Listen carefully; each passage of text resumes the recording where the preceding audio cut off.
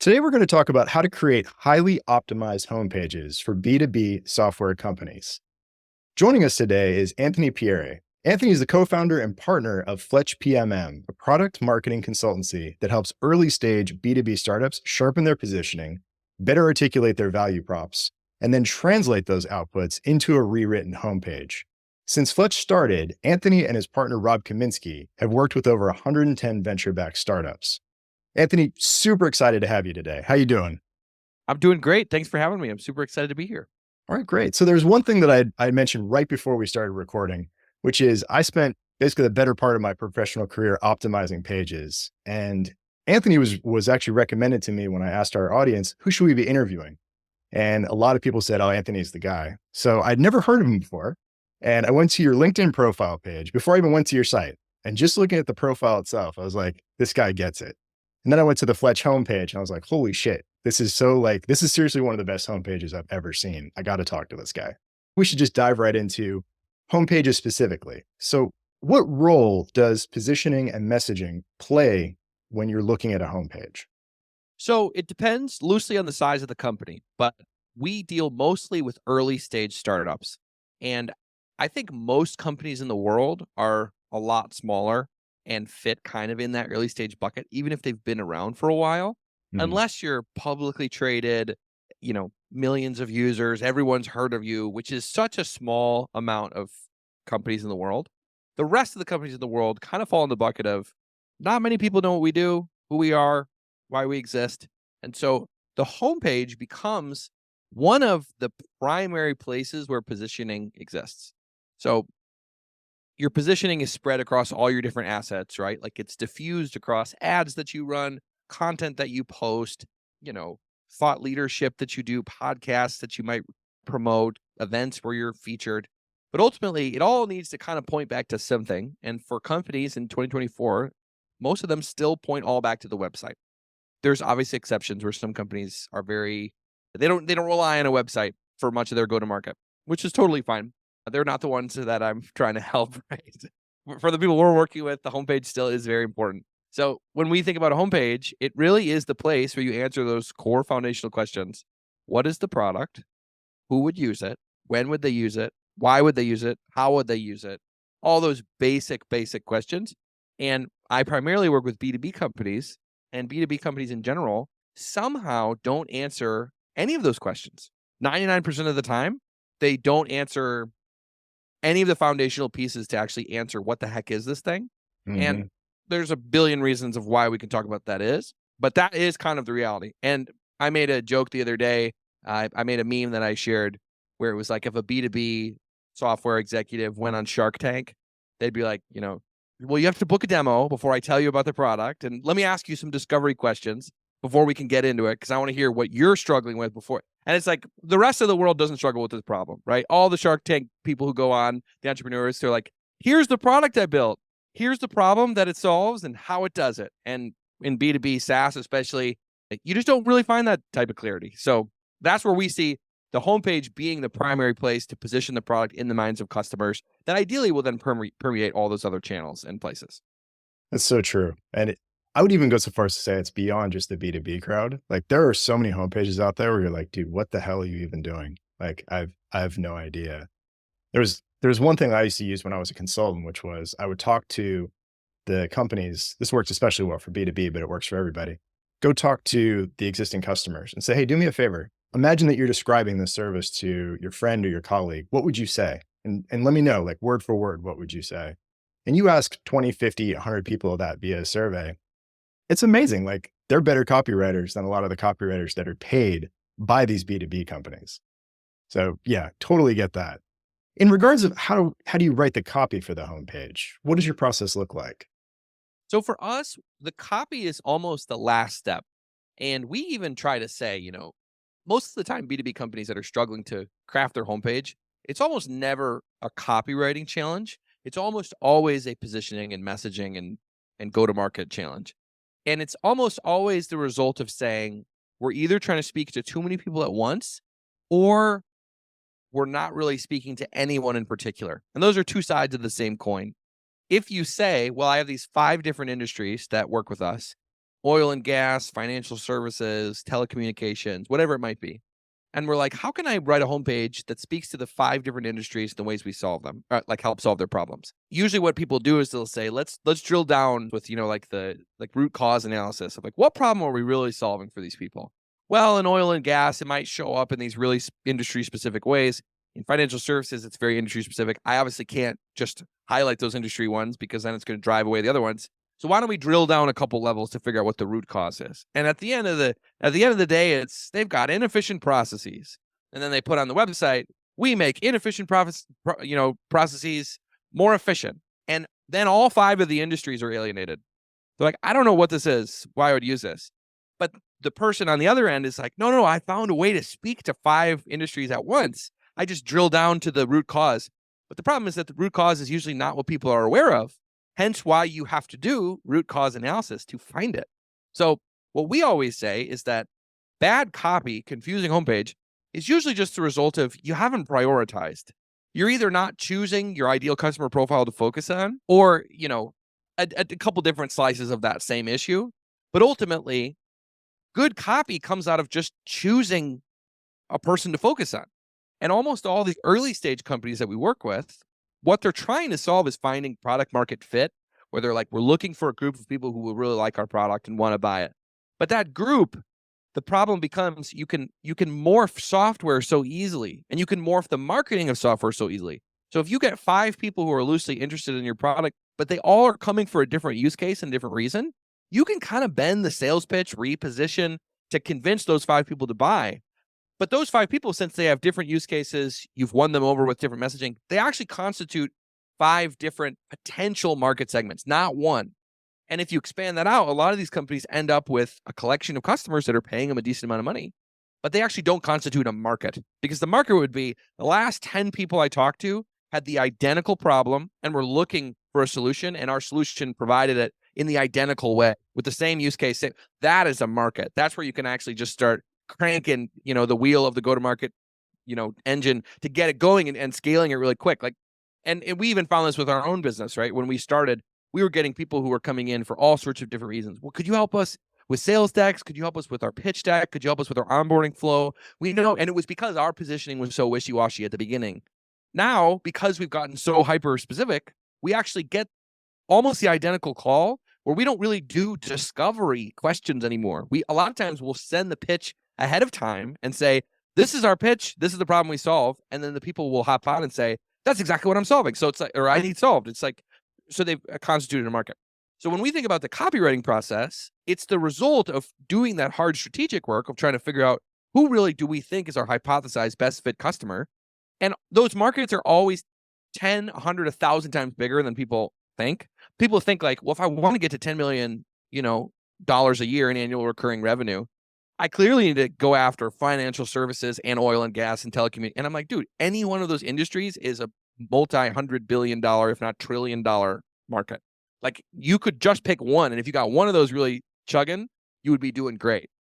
So getting specific about who you want to go after, prioritizing them, all of a sudden the messaging and the positioning becomes very easy. Because if you sat down with someone in oil and gas and you said, tell me about your challenges, they told you, and you said, well, here's how we solve them for you in oil and gas. Like, no founder or marketing person struggles with that. The struggle only becomes when you try to layer on a bunch of disparate customers who don't actually constitute a market and try to market to them in a one-to-many fashion, knowing that they're all coming for different reasons. It just can't be done at a pure logical level. Like, you can't do a one-to-one message, also one-to-many at the same time. So long-winded answer, but essentially we get the copywriting right by first getting the segment and selection of use case right. I love that. And one of the earliest pieces of advice I had, which kind of overlaps with positioning and copywriting, is you attract to the degree that you repel. So if you start pushing people away, and your homepage does a great job of this, if you start pushing people away, it makes it that much easier for somebody to really be like, raise their hand, like, oh shit, that's for me. Like, that's me. That's what I want. Those are my problems. And for anybody listening, they're like, well, yeah, what if I am working in disparate markets? Like, what if I do oil and gas and financial services? Create landing pages. Talk to each of them separately. It's not, don't overcomplicate these things, but your homepage definitely has to hone in on that one core market. And there's exceptions, right? Like, if you're a very large company like Salesforce, you've got a million different products and stuff. What you likely want to do in that instance is, and there's a couple different strategies for large companies that have multi-product suites and things like that. But in general, one of the ways you can do it is just to try to get them to the landing page that fits them. So we call those types of homepages like channel changers. Rippling is a great example. So Rippling does HR software, IT software, accounting, like all these different things. The way that they've built the company is that each additional product that they made, and someone could fact check me on this. I'm pretty sure I heard this in a podcast. So, but from what I understand, they would get a product manager, a designer, and an engineer, and they would say, okay, go iterate and make a product, find product market fit with that product, and then we'll add it to the suite. So by the time they have all these products, every single product already has found fit with a big market segment. So their homepage says, high level, we help with IT, HR, and accounting, or I think whatever the third one is. And then it goes down and it says, explore Rippling by product. And it basically just pushes you to individual landing pages that then do the exact thing that I'm suggesting you should do, right? Speak to the specific audience, put it in their language. There are some other examples where you might have a multi-product suite, but you really do have one best-selling product, and you want to highlight that first. Like Stripe is a great example. They do payments. That's what everyone knows them for. Most people don't know that they have 18 other products beside their main payment one. And they lean into it. They're fine with that because they're like, you know what? Word of mouth. Everyone thinks payments and Stripe, payment processing. That's great. That's enabled them to become a $50 billion valuation startup. Great. They love it. So what they do on their homepage is they're like, use Stripe to accept payments, send payouts. It's all payments related use cases in the hero. And then they scroll down. They got a big module about the payments product. And then you keep scrolling and it starts surfacing the other products. We also do this radar thing, which is, I can't remember if it's, I think, fraud detection. We also do this thing called Atlas, which lets you incorporate your startup, become like S Corp status, all that type of stuff. So like those are two of them. And then there's the third one, right? Which is if people really are buying the suite, you do kind of talk about it at the suite level. Like Google Workspace is a great example. You're not coming to Google to buy Google Docs. You're coming to buy access to Docs, Sheets, slides, all the different ones. But they can get away with that because Microsoft spent 50 years evangelizing that all these tools belong together. And then they can just come and borrow that positioning and say, well, we're the same thing as Microsoft, but we're open to anyone. We're more cloud-based. You don't have to have this big, bulky Microsoft account. Anyone can get up started and running with it quickly. So in general, those are kind of the different ways. But all the early stage companies were like, you shouldn't be building multi-product suites before you found product market fit with one of them in the first place. So I would agree with everything you're saying. You really got to lead with the main one in the early days. And it's usually a hypothesis, but ideally you're testing the hypothesis. We think it's this. Run with that positioning for 3 to 6 months and then see what happens. If no one likes it, that wasn't it. Let's pivot to another one, like lean startup, old school, build, measure, learn, all that stuff. Exactly. All right. So you'd mentioned some options that you can have above the fold, like the choose your own adventure, where it's like, okay, we help XYZ. You can click on any of these. It'll take you to a landing page. That's one example of above the fold. What other recommendations do you have, or different templates we could say, for what an ideal homepage looks like, particularly above the fold? Yeah, great question. So we tried to break this down into a science. We got some traction and then we kind of walked it back a little. But the science version that we had is we called them positioning anchors, where we would look at, in our model, we have these different messaging elements, right? And they're familiar to anyone who does any level of product marketing, right? Like, what is the feature? What is the capability? Which doesn't always make it into these. We think it's important. Capability is like, if a feature is notifications, right? Like that's the feature, notifications. What's the capability? Find out when someone sends you a message on Slack, let's say. There's your feature and capability. Then the benefit is like, well, why would I care about that? And maybe the benefit of the notifications is so you never miss a conversation again. It's like the outcome of using the capability. So you've got feature, benefit, capability. You have a product category, which you're in. So you're like, Slack is a chat app or a messaging tool or whatever you want to call it, right? And then you have a couple more. You have like the company type, which is like, this is really who we're for. We're a CRM for, I don't know, bankers or something. So you have company type, then you also have persona, which is like a specific role, right? There's whole companies built around like the sales team or the sales leader. Like we're the forecasting tool for sales leaders. So you have all these different elements that make up a value proposition. And then the hero can essentially take one of those elements and elevate it into the front. And so we would call those like your positioning anchors. So some homepages, and then even if we go further back, you have the problem, right? Like, so not on the product side, but on the market side, you might have a type of persona, a company type, and they might be struggling with some sort of problem. And they might even be using an alternative way to solve this problem. So you've got like these 4 elements on the market side, these 4 elements on the product side. And ultimately, you can choose a different one to anchor on, to lead with. And so that's about as far as we got scientifically, where we're like, you basically can vet each of the different anchors. What does it look like if we lead with the problem? What does it look like if we lead with the type of company? What does it look like if we lead with the product category? And so then we started doing like pairs, and we were like, basically, there's some pairs, like there's one we call it the X for Y, which is like the product category for the company type, or the product category for the persona. And we were like, that's kind of like an archetype for heroes. Some of them were like, the problem and the benefit, right? You're sick of this problem. Now you never have to deal with it again. Like there's these different couplet archetypes. It's still a work in progress, but we didn't really fully flesh it out, and it's a constant ongoing thing. But really what you're trying to do, like the principle behind it is, what elements can I get in the hero that lead to the most clarity? And so Yes. I've more leaned away from potentially specific anchors. While I think it's still a helpful exercise, I try to think about it more, what's a holistic message? And it's more, how many of these anchors can we get in there without it being overwhelming? Doesn't feel like a big, giant wall of text or something. And so a holistic message might include the problem, the benefit, right? The capabilities, maybe the key feature, maybe the product category, who it's for. And you're able to do this when you're working with a headline, your H1, in the HTML tags, the H2, the subheadline, and then you can get images of the product. Like we like the left and right hero more than the text and then giant product, which people do, which makes it harder to get it all in one scroll. So like for like above the fold, if you can get what the product looks like, you can embed a lot in there. You could get the capabilities, problem, like the problems and things like that, all in the text. And then a lot of times if you add in that trusted by section, you can also squeeze in some of the persona and company type in there, trusted by growth marketers and whatever. So it's like getting a holistic picture. That's kind of more where we've leaned. And it always ends up looking different for each company. We would love to have it be like, wow, what a great cookie cutter, like you drop it in and spits out we just aren't there yet. So we're more doing this holistic framework. That's like the evolution of where these anchors went. Yeah, it's funny. I was talking with Tass Bober, who is a B2B software. Like she helps a lot of companies with their landing pages. And it's amazing the overlap between what I've heard from both of you, which I agree with 100%. Like as somebody who optimized hundreds of sites in my career, which is you want to keep it simple, you want to keep it clear, you want to make your claims, prove it with social proof, and then that same type of layout, which is have the headline, have a subheadline, have an image on the right, your text, preferably some benefit-rich bullets on the left, prove it with some logos or testimonials with a clear call to action, preferably 1, maybe 2 if you really need it. And like that right there, if somebody could just design a landing page theme that just does that, because I don't know why. I look at landing page builders all the time, and so many of them are just hot garbage. Yeah. It's like the spacing is off. They don't leave you room to have a testimonial.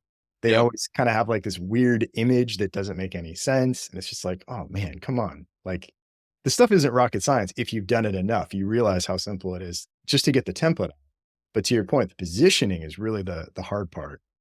Speaking of positioning, tell me a bit more about perhaps a client that you've had or a situation you were in where you really honed in on a particular type of positioning and how that ended up working for them.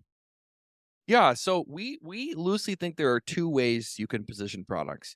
You could say a product is positioned against something else, or it's positioned for something. So we call those contextual positioning and competitive positioning. So in contextual positioning, you're saying the product is for a specific workflow. So if you're trying to book meetings online with people, you're trying to organize a scheduling like between 2 people over email. So you're like, I send over my times. Hey, I'm free on Friday at 2 and 5 or whatever. And they say, well, I can't do that. Can you do Saturday? So coordinating times over email as the key use case is really, really annoying workflow. Takes a lot of emails to get it done. Then comes along tools like Calendly, Chili Piper, these calendar solutions, which essentially take that workflow and just make it not so painful. They shorten it.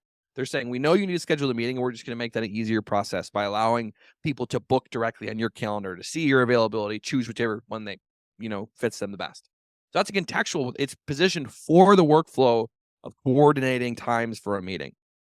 On the other side, you have a competitive positioning, which is saying you're going left. You shouldn't go left anymore. Go right. So we use the video recording software called Loom to send overviews to people. Loom at one point was positioned against meetings. They were saying meetings suck. They're a waste of time. Everyone just rambles on. This could have been an email. And they're like, don't send an invite to everyone to have a meeting. Instead, just send them a Loom. So don't go left, go right. And it's basically pivoting directions from one to the other. So when we work with clients, we spend about 75 minutes or so just trying to understand their product, but we're using the product as a way to understand the segments. Because when you ask a founder, especially an early stage founder, what target customers are you going after? Or who could use your product? That's the worst question to ask. Who could use your product? The founder will list a million hypothetical groups that they pitch to an investor that allow them to raise money because they're like, the use cases are infinite. We're going to dominate 10 different industries. And so you never ask a founder who could use your product. Instead, you say, show me your product. How does it work? And when they show the product and they start explaining it, they already have a person in mind. They don't have an infinite group of, faceless personas. They're just describing it to you with whoever they think is the best fit. But even if they don't realize it. So we use the product as a way to learn about the market. We spent a lot of time beating our heads against the wall, asking market questions. They can't do it. Ask them about the products. It's the thing that they know the best, and you'll learn about the market. So we were working with a guy who we had chatted with like 6 months prior to working with us. And he was one of the infinite use cases guys. He was like, we're going to, dominate this and that. And we were like, listen, you're going to really struggle to get any traction with your go-to-market. We're like, how big is your team? Like, well, we got one salesperson, I'm kind of doing marketing halftime. I'm like, okay, well, you can't dominate 10 markets with 2.5 or 1.5 people. It's just not going to happen. You really want to think about like what could get you to $1 million in revenue, like the next 3 to 6 months or 6 to 12 months, whatever it is. So when we work with them, we evaluated all these different options of positioning. And as we're going through, talking through the product and seeing how it works, on the back end, we're taking notes to try to basically say, do we think it's going to be competitive against these people? Do we think it's going to be contextual against this or, for this specific workflow? And by the end of it, we realized that really they were helping a group of people in one very specific market, which for them was tutoring. So rather than focusing on 1 million use cases, they had found a lot of traction with tutors. Which is a huge market. Huge market. Like you could become a massive company just getting that right.